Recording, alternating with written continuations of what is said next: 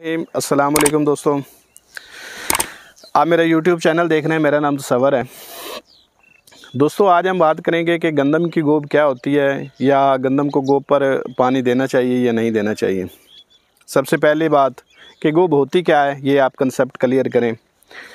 जब गंदम, ये जो सिट्टा है गंदम का, ये फ्लैग लीफ से बाहर ना आया हो, यानी कि पौधे के अंदर ही हो, ये होती है गंदम की गोब की हालत।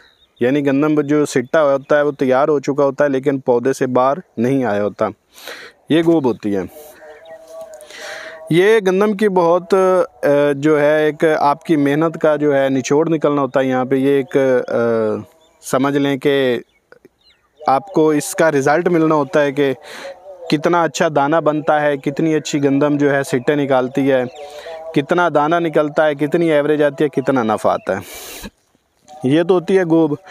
गोब का कंसेप्ट जो है वो क्लियर हो गया। इसके बाद आपको पानी देना चाहिए या नहीं देना चाहिए।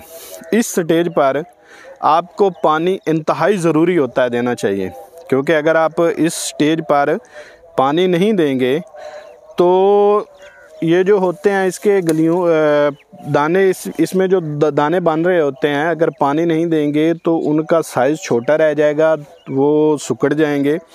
साइज़ छोटा रह गया, सिकुड़ गए तो पैदावार में काफ़ी हद तक कमी आएगी।